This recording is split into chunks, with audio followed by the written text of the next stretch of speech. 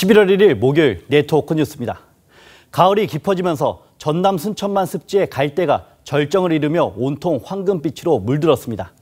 국내 최대 갈대 군락지인 순천만 습지에 오선열 기자가 다녀왔습니다.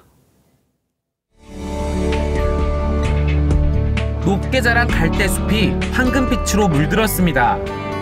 가을 바람에 갈대가 춤을 추듯 흔들립니다. 관광객들은 넓은 갈대숲을 거닐며 가을 정취를 만끽합니다. 바람이 불어서 너무 더 좋은 것 같아요. 이 갈대 흔들리는 거랑 지금 우리가 이 걷는 풍경하고 전부 다 너무 좋은 것 같아요. 바람에 흩날리는 이 모습이 너무 낭만적이고 너무 멋있습니다. 아름다운 익어가는 모습, 우리의 모습인 것 같아요. 국내 갈대 군락지 가운데 가장 넓은 이곳 순천만 습지는 530헥타르, 축구장 760개 면적입니다. 배를 타고 갈대밭을 가로지르는 선상 체험은 색다른 매력입니다. 자연이 만들어 놓은 이런 갈대 군락이 갈대밭 주위에는 멸종 위기종인 흑두루미도 찾아왔습니다. 이 무렵에는 철새들이 많이 찾아옵니다. 그것도 겨울 철새. 그래서 지금 흑두루미가 논습지에 지금 많이 또 몇 마리 와 있고요. 아마 2,000마리가 넘게 올 걸로 기대를 하고 있습니다. 순천만의 올해 가을은 더욱 특별합니다. 세계 습지 보호기구 람사르 협회가 순천시 전체를 람사르 습지 도시로 선정했기 때문입니다.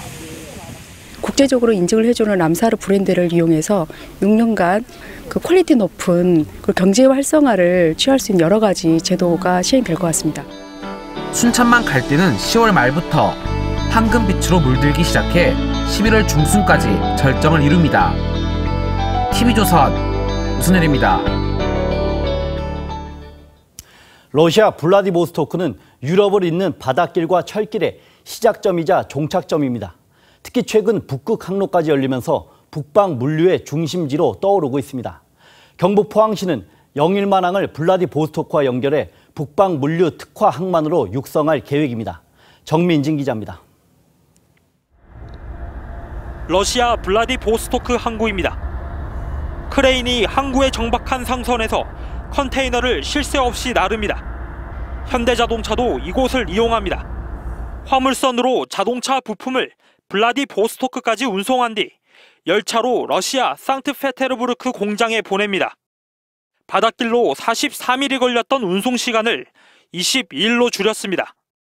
시베리아 횡단철도 물류는 해상 운송 대비 운송 거리 기간 모두 절반가량 단축되는 경쟁력 있는 노선으로 판단해 주 1회 정기 급행 화물 열차를 운영하고 있습니다.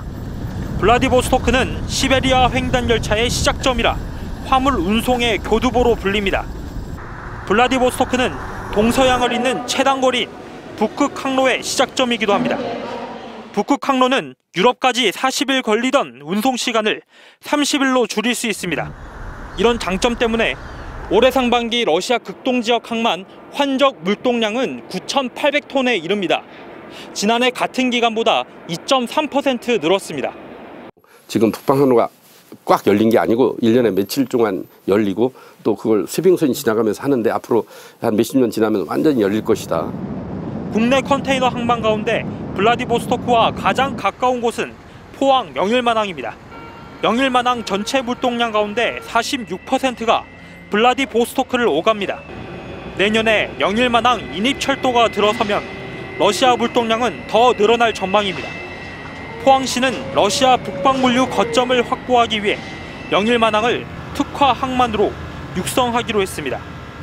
포항시는 오는 7일 열리는 한러 지방협력 포럼에서 북극 항로 개설을 논의할 계획입니다. TV조선 정민진입니다. 경상남도와 경남교육청은 내년부터 도내 모든 고등학생에게 무상급식을 하기로 합의했습니다. 이로써 그동안 무상급식에서 제외됐던 110개 고등학교 학생 6만 3천 명이 혜택을 받게 됩니다.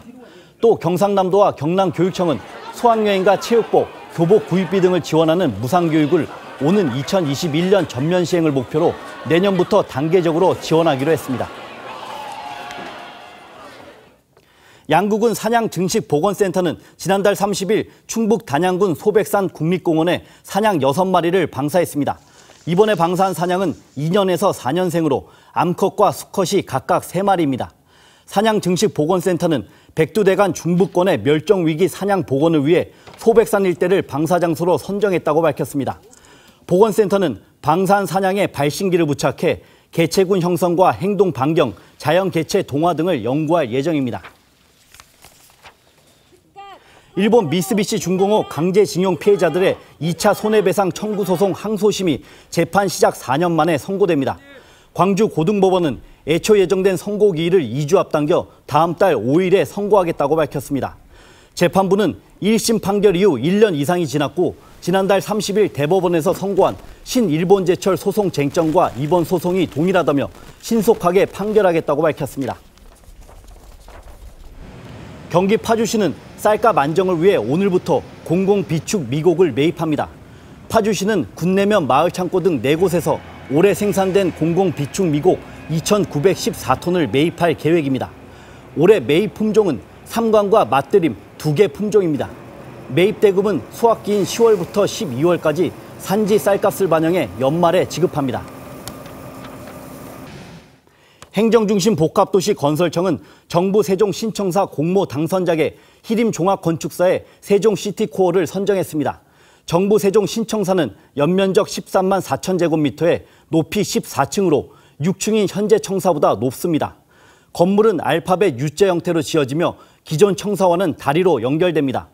정부는 내년까지 기본 실시 설계를 한 뒤 3,714억 원을 들여 2021년까지 신청사를 완공할 예정입니다. 네, 오늘 준비한 소식은 여기까지입니다. 시청해주신 여러분 고맙습니다.